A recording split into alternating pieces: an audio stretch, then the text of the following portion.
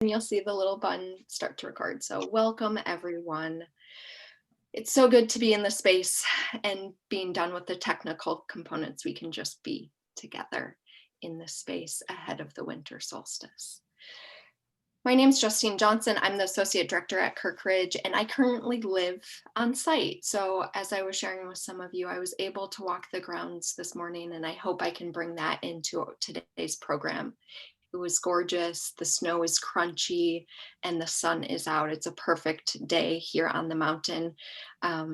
Jill might have a different answer, but we got about 12 to 14 inches on Wednesday night into Thursday morning. So I think that was brought for this program and ahead of the winter solstice.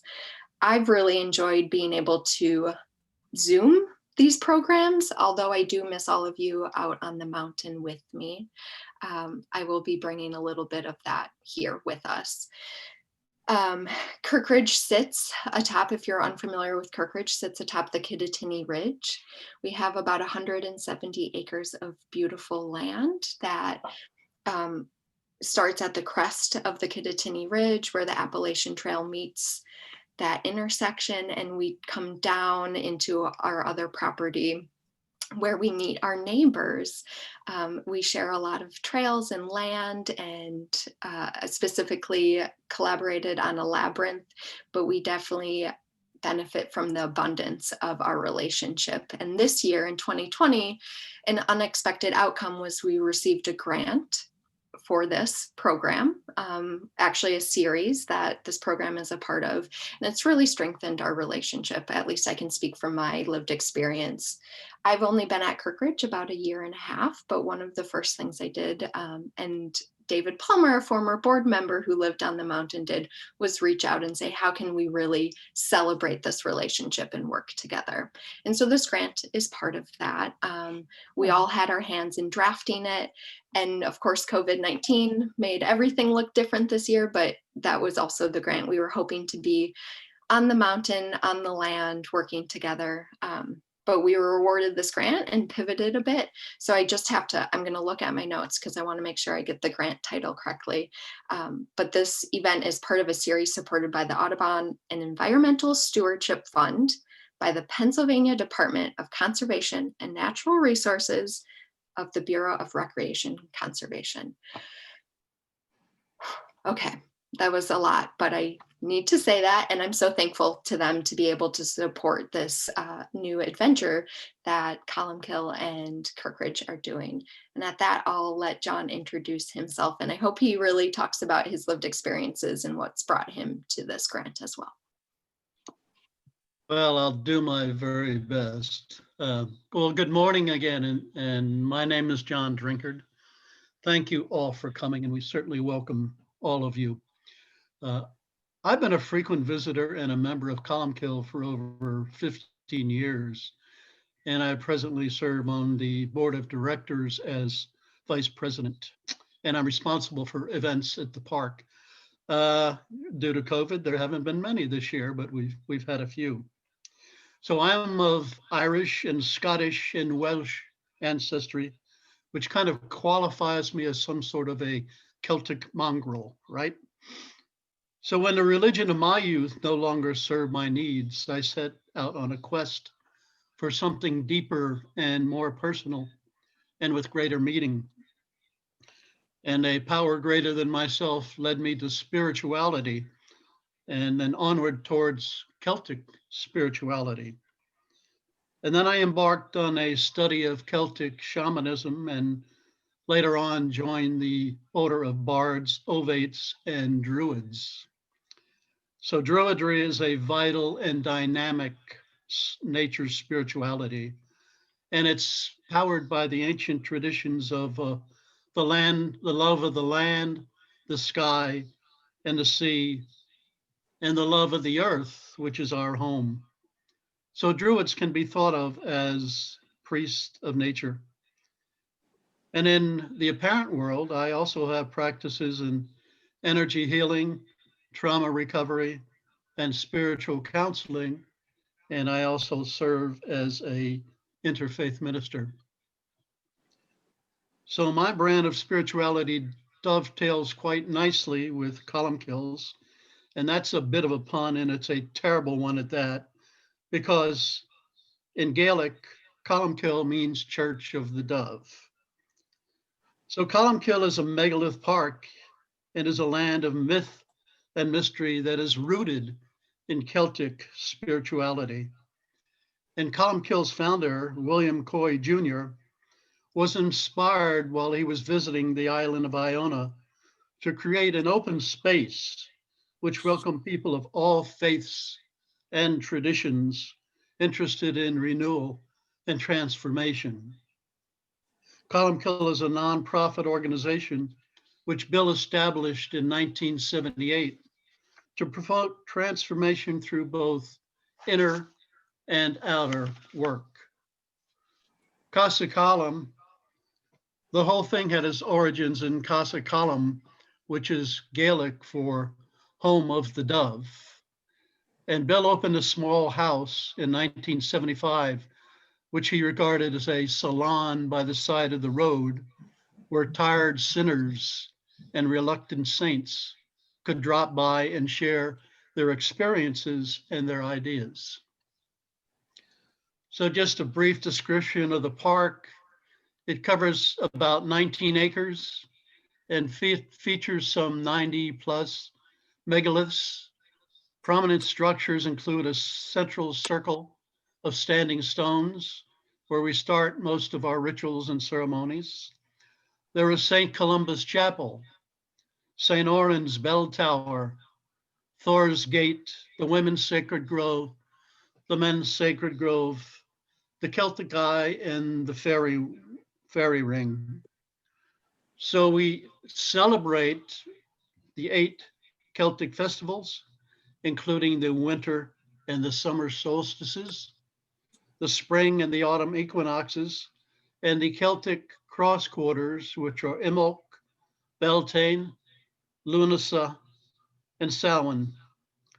And we do offer many, many educational programs during the year, which unfortunately have been curtailed by COVID this year.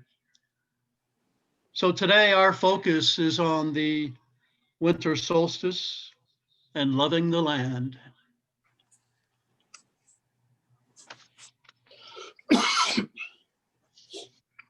Thank That's you, it John. for me for now. I just want to breathe that beautiful introduction into the land and just be present in this. And I know many of you miss our spaces, and we wish we could like package up the snow and stones and trails and send that to you, but you really are here with us as stewards of this land. And before we move on to the next, I do just want to give a little bit of an outline that I said I was going to give. So John is going to walk us through really more information about the winter solstice and being in sacred space. I'll give a land acknowledgement.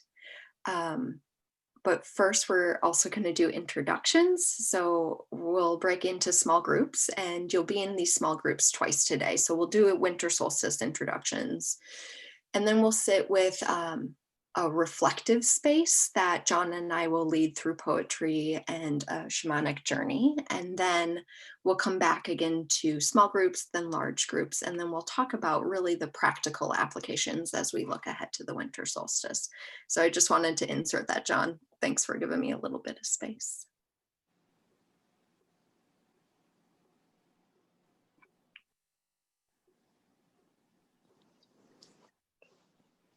John, should I do that? Would you like the land acknowledgement now?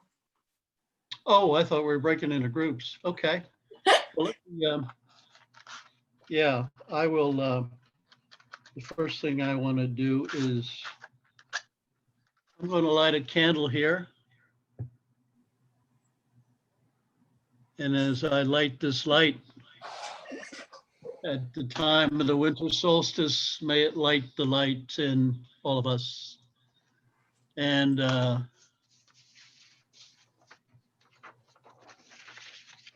so I invite the divine to be present at this gathering. Father, Mother, God and Goddess, lords and ladies.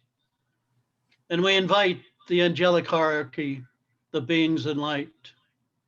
We invite the star nations. We invite our ancestors. We invoke you to come down from your cancel fires and walk the land with us once again. And we call upon the guardians of the four directions, the elements of earth, air, fire, and water, and the wheel of the year as it turns, the winter, the spring, the summer, and the fall. We call upon the Fae, the shining ones, the She, and we invite our spirit guides, our power animals, our totems, our teachers, masters, and compassionate healing and helping spirits.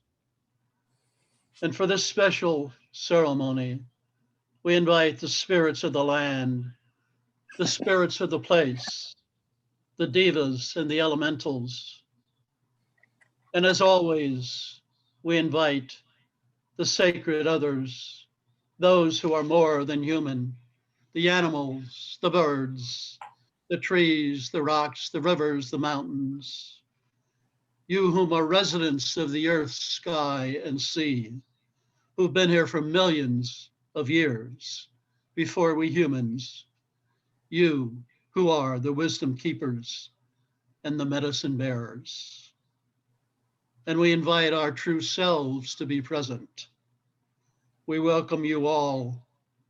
We honor you. Be with us here and now. And may there be peace in the north, peace in the south, peace in the west, and peace in the east. May there be peace throughout the land. So we are now in sacred time, and we are now in sacred space.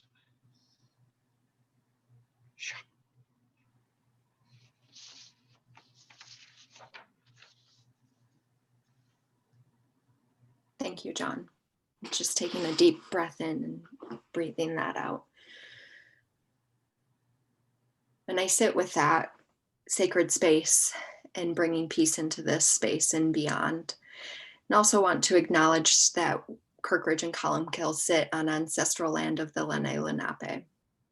And part of our move to do this program is to become in right relationship with the land, but it's also about to move into the right relationship with people who have been forced out, marginalized, and harmed, and the land that's been harmed by human activity.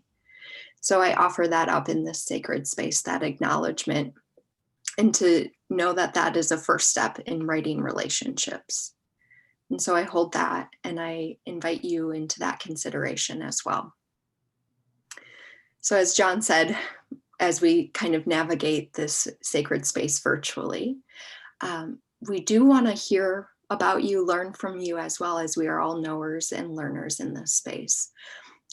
But we have 32 people with us. So what I'm going to invite us to do now is to break into small groups of about 4 people, and for you to introduce yourself to that little hub that you'll be back in later today. What I would like you to do, of course, is share anything you feel comfortable or want to share, but I would love for you to share your name, your geographical location, and to get us in the mood of winter solstice, one of your favorite or most beloved spaces in winter. Again, if that doesn't call to you, share anything you'd like. But as I speak, I'm going to break you out into groups of 4 or 5. And you'll have about 5 minutes to share. And so again, I'm going to create this breakout room. You'll get an invitation pop up on your screen, and I invite you to accept that. And then you'll have about 5 minutes. I'll give you 1 minute warning, and we'll have you back in this space. Circle of friends.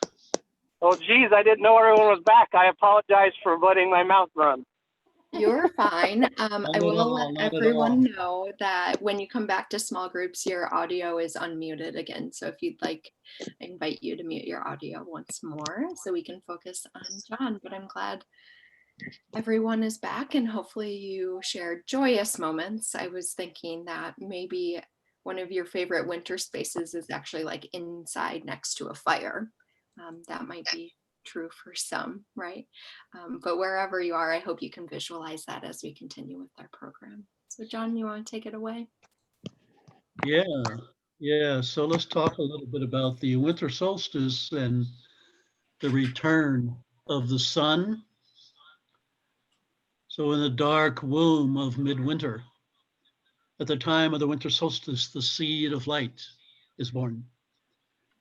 Every year, the winter solstice takes place on the 21st or 22nd of December in the Northern Hemisphere. This year, the winter solstice arrives on December 21st at 5:02 a.m. Eastern Standard Time, and it marks the first day of winter. So on this day, the sun has reached the lowest and most southerly point on its journey, and it seems to stand still, which is really the translation of solstice. It's the time of the longest night and the shortest day. And it seems as if the earth holds its breath in the presence of the overpowering dark. Then slowly and gently, the sun begins its ascent to the north, and all of creation seems to exhale. A new cycle of life has begun, the sun has returned, and the child of light has been reborn. So imagine, if you will, your ancestors huddled around the hearth in a small hut with a thatched roof. They face severe winter cold, bone-chilling winds, and the ravages of ice and snow, all without the modern conveniences of electric light and heat. And they hope and pray that they have enough food to last them through the winter. They don't even know if their livestock will survive. And these are times of extreme hardship and adversity for them. They're at the mercy of the elements. And our ancestors did not take the return of the sun for granted. In an agricultural society, their survival depends mostly upon their crops. And the return of the sun was not just a casual celebration, it was really a matter of life and death. After the longest night and the darkest time of the year, they celebrated the return of the sun and the rebirth of the child of light. Both of these will bring warmth, light, and life back to the earth again. And the wheel of life begins to turn towards a new light and a new life. Mind you, this is a very ancient rite. So since the dawn of time, humans have hailed the return of the sun as an occasion of the highest significance because it represents the continuation of life on earth. And one of the earliest monuments dedicated to the return of the sun is Newgrange. And Newgrange is also known as the Brú na Bóinne. It's a mighty Neolithic passage tomb and temple located on a bend of the Boyne River in Ireland. Newgrange was built 5,200 years ago, which makes it older than the pyramids of Egypt and older than Stonehenge. Every winter solstice since the temple was built, a symbolic conception and rebirth occurs. The first rays of the rising sun travel down a narrow passageway and strike a chamber, a womb-shaped chamber at the very end of the passageway. In this divine act of conception, the sun god sows the seed of light in the womb of the goddess of the land. The child of light is conceived. The longest night is over. The child of light is born, and the eternal cycle of life, death, and rebirth is consummated. And the wheel of the year begins to turn.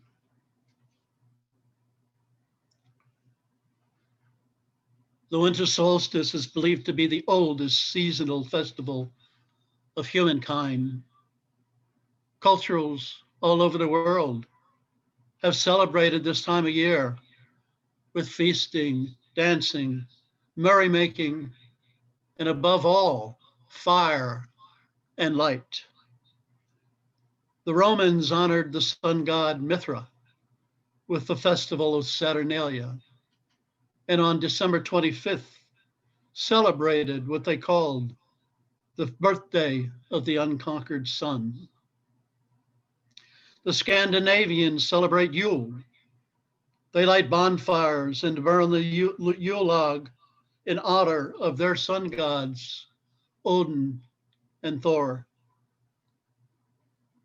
In ancient Egypt, the Feast of the Burning Lamps honored Isis and Osiris.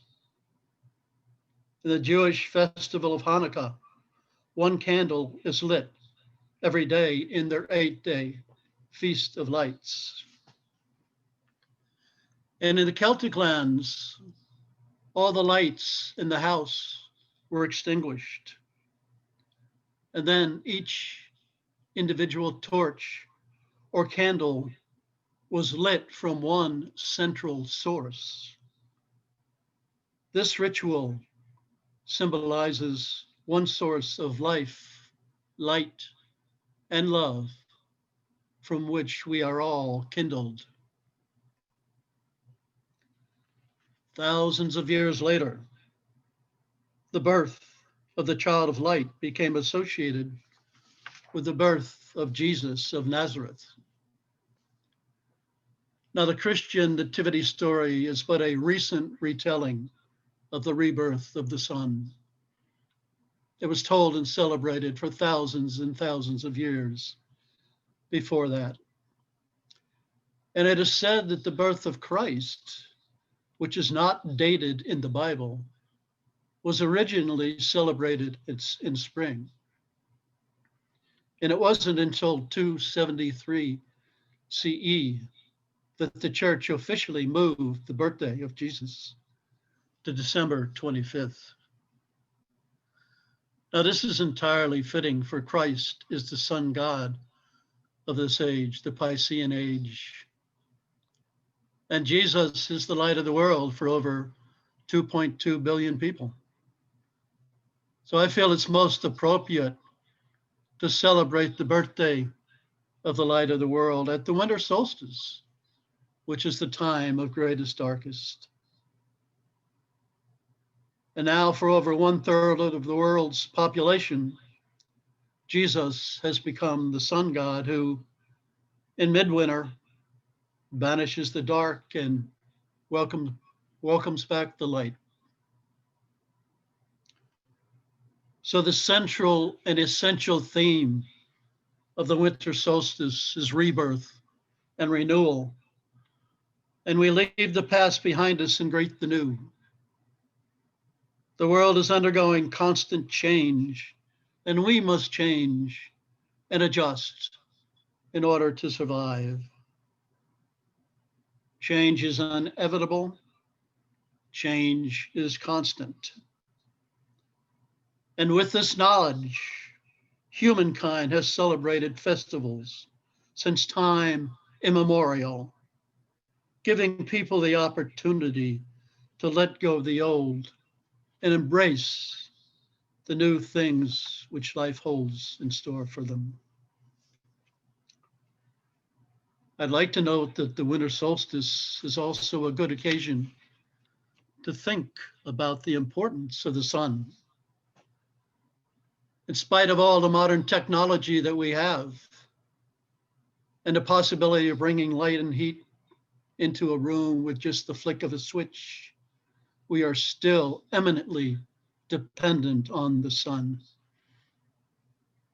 The sun gives us the time of day and the changes of the seasons. It brings light, warmth, and color into our world. It's vital for the growth of all crops and provides food for the existence of all living things, all living beings. Without the sun, plants, animals, and humans would not survive. We would cease to exist. So everything on Earth and in the whole solar system literally revolves around the sun. But in spite of the importance of the sun, we do not honor it as a deity, but as a manifestation of the divine principle which stands behind it. So light is not just a metaphor. It is a universal, eternally renewable vibration that infuses all of creation. It is what makes anything be alive. And it exists beyond all beliefs, whether they be religious, spiritual, or philosophical. So whatever your religion or spiritual path, or none, the winter solstice, the return of the sun, and the rebirth of the child of light is a time for celebration. It's a time to share the warmth and company of family and friends, to experience the joy of giving to others, and to offer peace and goodwill to everyone that you meet. So during the season of light, remember, you are the light. The light dwells within you. So be the light and share your light. Ciao.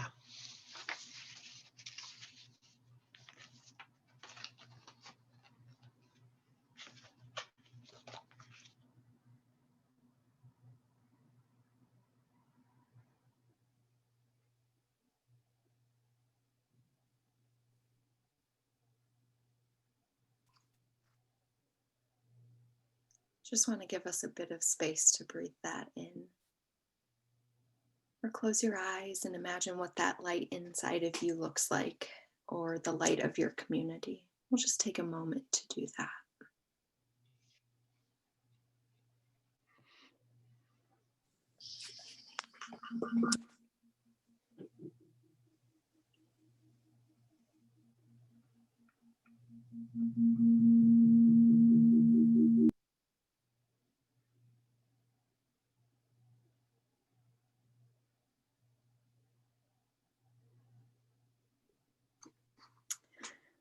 I'm grateful to John because that was incredibly poetic, and there was a little bit of sound like echoing, John, but I actually think it made it seem more magical and like there was this booming presence. So I actually really enjoyed that, like Zoom tech problem.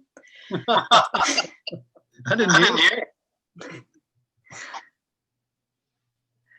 I'm so grateful. I think one of the things I've appreciated in this series is this intergenerational learning, and John and I really learning and growing together, because I knew in modern ways really how the winter solstice was recognized and celebrated, and that there's this move to reclaim the winter solstice, or make it more mainstream than what we've known. And John brings the beautiful history and narrates it in such a poetic way. Um, and I'm so grateful for that. So I'm just adding my voice to that. It also makes me think of where we are as a society and where we are as communities, and how we've really disconnected from living in complement with the land and all of the creatures and the sun and the light where we can access it. And that I do think 2020 cracked that open for us in a way. I have never seen so many people, never as I have 1 year, but so many people walked the lands of Columcille this year, searching, hungry to be outdoors, looking for community and recreation and peace. And I hope that doesn't go anywhere. And even more so, the challenge is to learn Indigenous and ancestral ways. Where have we seen that disconnection, and where can we find that reconnection? On Monday, Kirkridge held a program called Turning Inward, which was really about self-care in winter months, and how a lot of people find winter to be an isolating time. But in John's words, it can be a time of light, and turning inward and really looking in light for yourself. That can truly be a sacred time for people and communities. One, if we know our history, and two, how we kind of morph our history into what we need in our current day and age. In that vein, I'm going to share a poem just to, again, kind of shake us out of like, what could winter solstice look to us right now in this modern age? And then I'll pass it back to John. So in this, I'm just going to read one poem. I invite you to either close your eyes and just listen, or one thing we do in Kirkridge programs sometimes is have you listen, but if a word resonates with you or connects with you in some way, I invite you to share it in the chat. Just type in the one word. You don't have to necessarily write what that feeling is, but I would love to see what's resonating with you. Okay. Winter Solstice, A Gift of Love by Caroline Riker. Maybe it's sacred to breathe slower, walk softer into the winterish nights, and let it seep into the shortened days of ancient gray. Maybe it's hypnotic to study the fire's flame and watch candle lights glow along an edgeless night's frame. Maybe winter berries accent the fields as crimson reminders of wild saffron-scented violets as they slumber beneath the bitter chill. Maybe winter is my companion and my comfort of much-needed silence. How I embrace her blackest of precious pearls, the graceful midnight's turn of velvet, and down of warmth of knowing rabbits sleep safe and softly below. Maybe I am able to burrow next to my own soul's deepest throes. My heart aches to replenish, and my mind's prism is at last able to paint canvas of infinite sky and speculative wonder. And maybe it is sacred to rest under the Arctic chill, till spring's lightness tugs me forth, and my aged budding is once again renewed.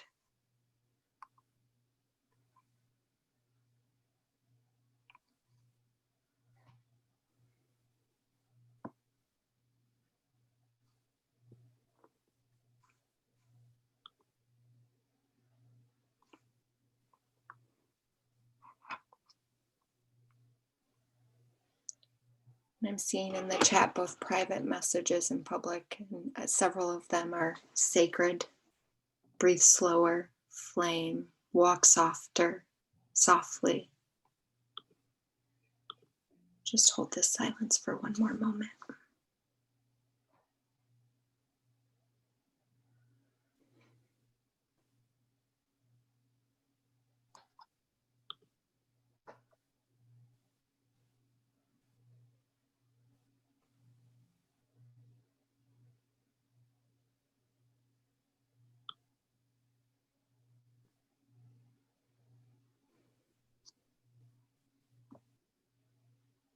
I love that the chat can be its own poem, thinking about rest under the chill and embrace the darkness. I think it speaks to a lot of what John shared about the truth of the winter solstice and how we see it today. I will send that poem out via email with this recording so you have it on Monday, the winter solstice. John, would you like to share next? Sure. So in keeping with the theme of loving the land, I'd like to do a short meditation. We'll take a short journey to the spirit world for a teaching from the land. And we'll be doing this with the benefit of the drum. The drum is the heartbeat of the land. The drum is the heartbeat of Mother Earth. And we can just ride the drum into a betwixt and between state, like when you're half asleep, half awake, waking up in the morning and remembering your dreams. So don't worry, you can always come back at any time. We're not going into some sort of deep trance here, just a gentle betwixt and between, as we say in the Celtic world.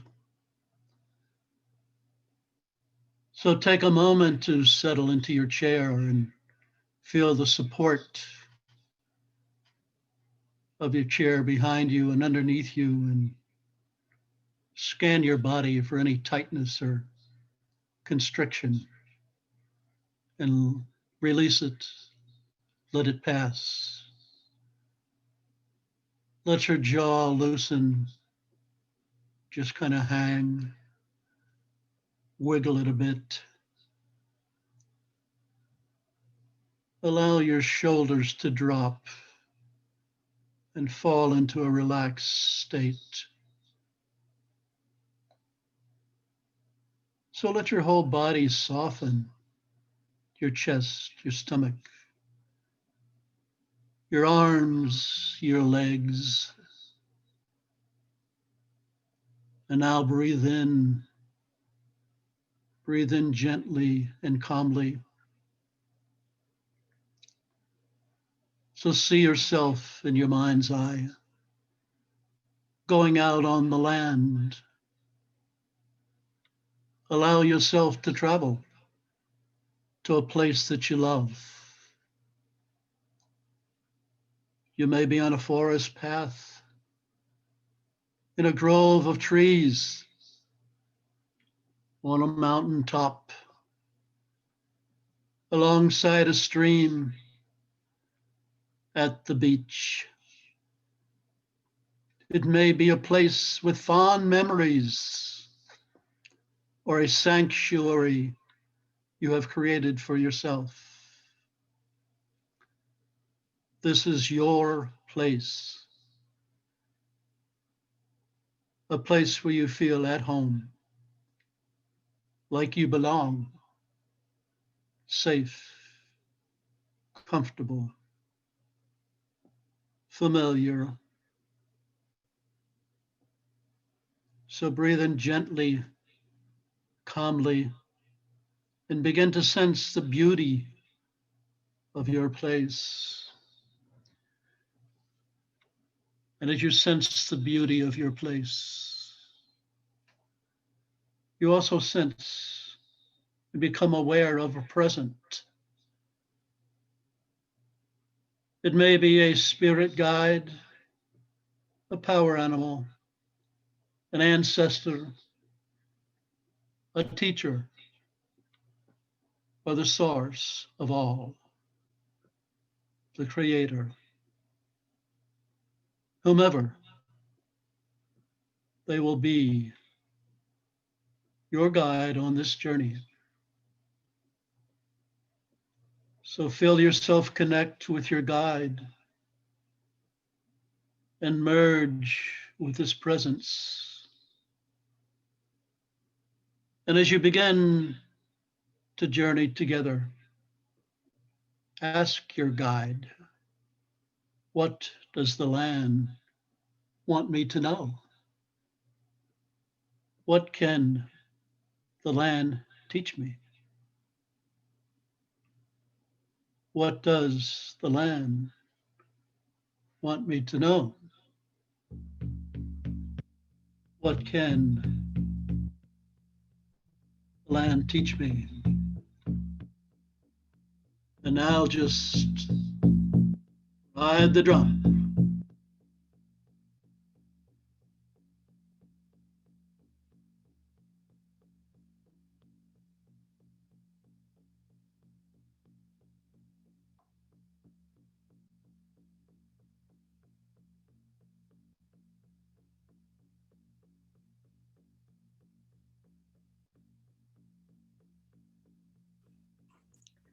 John, we can't hear the drum. Is that correct, people? I'm seeing a couple people. Yeah. Thank you.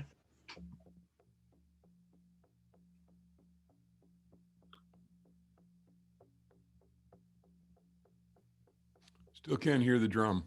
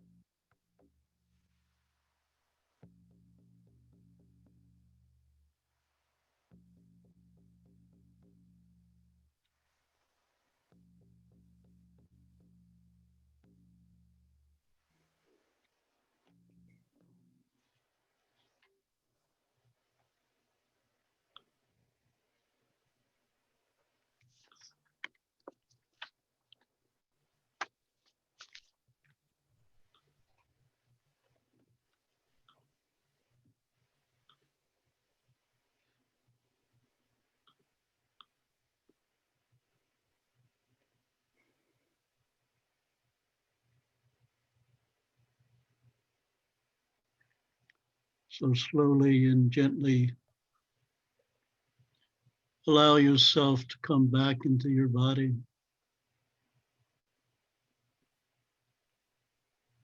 And as you're willing and able,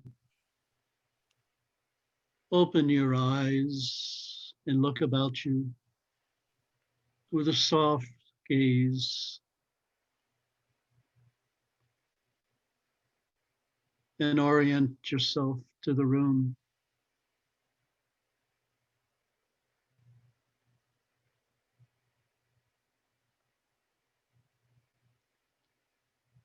Reflect on your thoughts and know that you can carry them with you for the rest of the day. And you can always return to any insight you've gained from this meditation.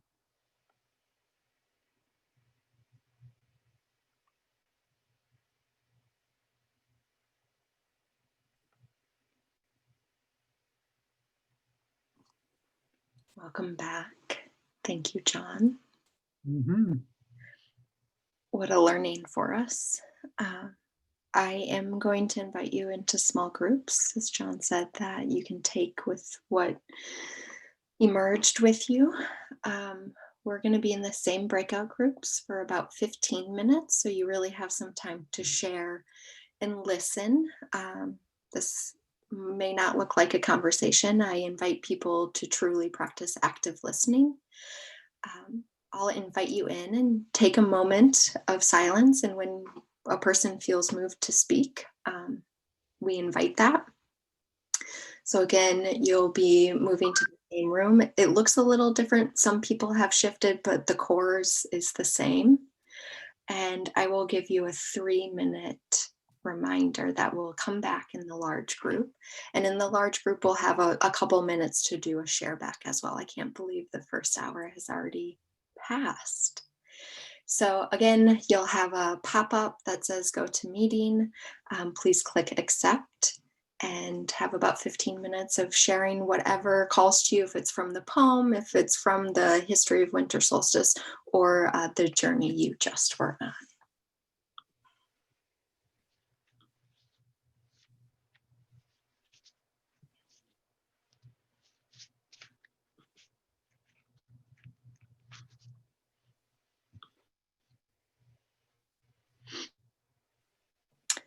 There are some people who joined, so they're just going to stay in this space. Andrea, Penny, and George.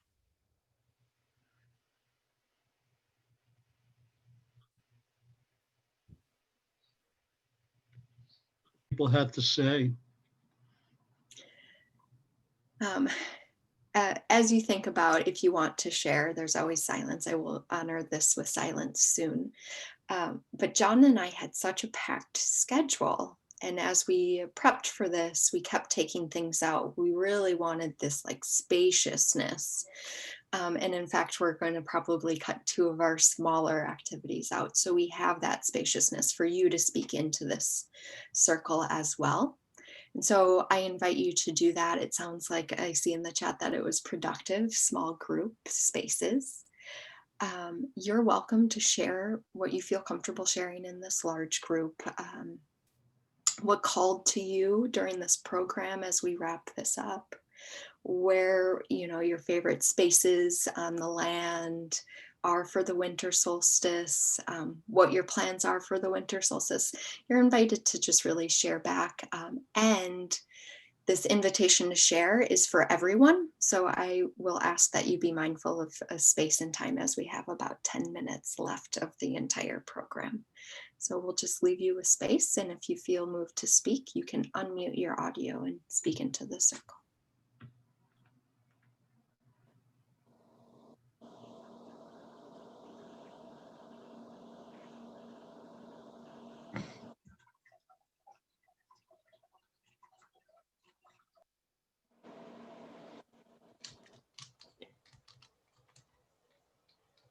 Come on, brave souls. Someone has to be the first to speak. I had a plan I was going to do for a while, and I had that, like, I think I had mentioned to you, John, during the cleanup that I had a small hilltop. I was kind of taking care of over the years and pruning and stuff. And after being up at Columcille, I thought, I've been wanting to do something up there for a while. And I thought a good start, I'm just going to do there's a field I'm trying to keep open, and it's been growing shut for years with trees and stuff. So it's a constant battle of the trees there. But I'm actually I have a maple in the middle that I need to get rid of. It's about 10 years old, and I'm going to cut it at 10 feet high and then just go out and mark where the shadow, if we have sun at noon on the solstice, I'm going to mark where it hits, dig the snow out and put a stake in, I think. Seems like something, some way to mark, mark the day. Yeah, So. it's a great way to, we can make up our own little rituals, Scott. It's amazing. I had a teacher that, he would give us these poems and these blessings, and we'd always ask for copies of them. And he said, well, I'll be glad to give you a copy, but you can make up your own. Just like you're doing with your ritual there. That's, I didn't come up with the idea, I don't think, but it's good to start with tradition, I guess, or some ancient knowledge, Like they say, and it's appropriate, there's nothing appropriate for this season. There's nothing new under the sun, right? Right. Or everything from that point on, right? Yeah. Right. In a way. Not everything, but, it's new. Yeah. New year. Anyone else? I keep this photograph. I don't know whether you can see it or not. Yeah. Of course, that's the labyrinth at Kirkridge, and I was there for the elder retreat in March. Little did I know how important that retreat was going to be for preparing me for this year. And what I would like to do on Monday, in part from your leadership here, John, and also this workshop and my small group discussion, is to go walk the labyrinth that's close to us here with a drum in hand. And I've never done that in my whole life, but I will do that on Monday. Thank you. That's great. That's great. Thank you, Amy.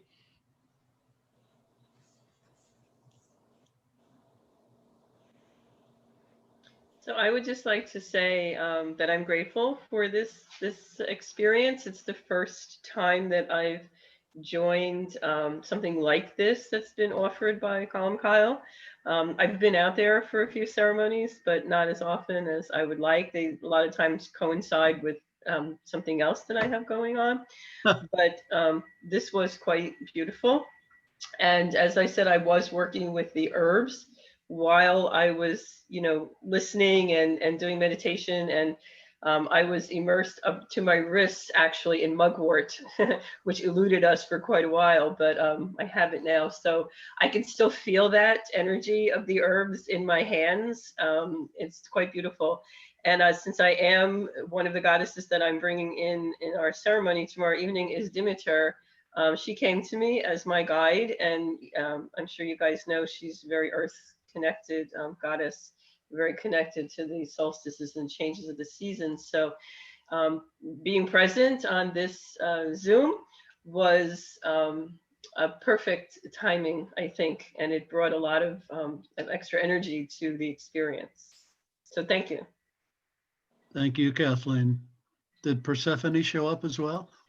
No, just Demeter. Yeah. She needed pomegranates. It's not her time of year anyway, is it? No, not yet. No, she's down there with Hades right now. So. Yeah. Interesting. Good. Looking forward to tomorrow, by the way. Oh, so am I. And, we've been busy little beavers, sending out emails and writing ceremonies and answering questions. But, when it comes right down to it, it flows exactly as it is to flow. And it's just going to be beautiful. And I'm so thankful, John, that you're joining us for the day. It's going to be wonderful. Be great. I wanted to say too, what a great job you both did in creating space. Too often in our rush and our Western ways, we want to jam more things in. So you were both very wise in eliminating things and just letting them fall away to create this space. We should all learn from what you've created here. So thank you for that. Thank you, Mark. And I'd like to mention Mark is one of the stalwarts at Columcille and has been for many, many years. And also a member of the board of directors up there.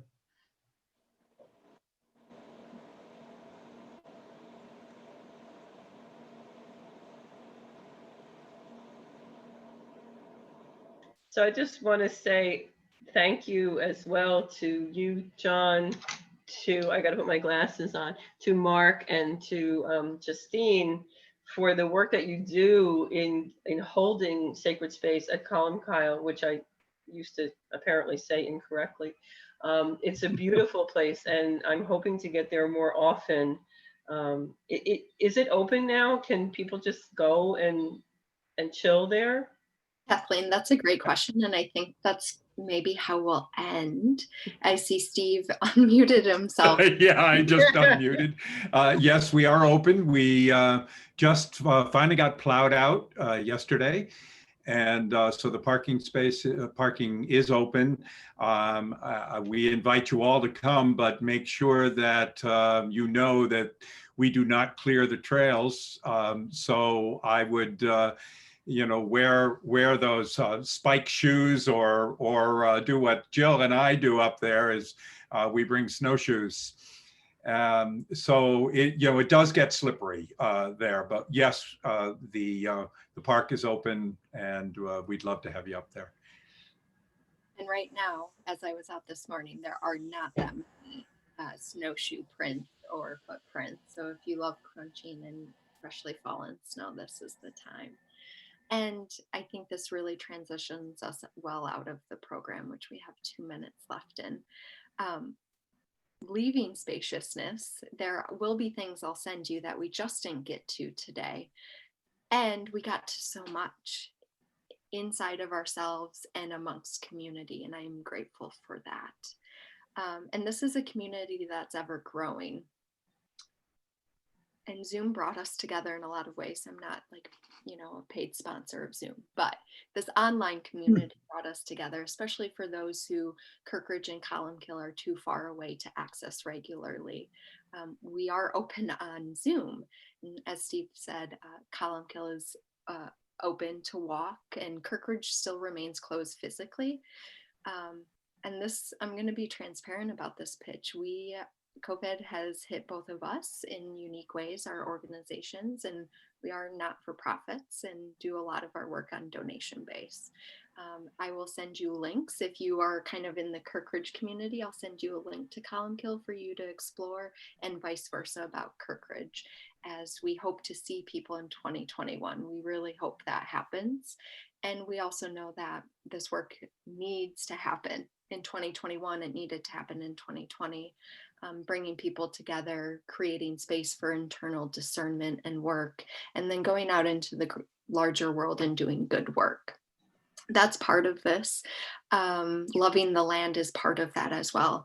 John was going to finish this out with honoring Bridget and looking to Imbolg, but maybe we'll just have to have another program around then. It's a beautiful time together. Yeah. I am so grateful for John, especially John was wonderful. And all of you just made this the program. You never kind of know what kind of gathering you're going to have. It's about the people who show up. So I'm so grateful you showed up. And you will be hearing from me on Monday on the solstice with some activities you can do, the poem, and this recording.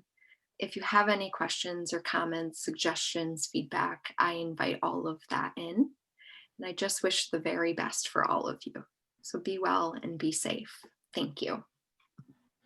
Thank you. Thank you all.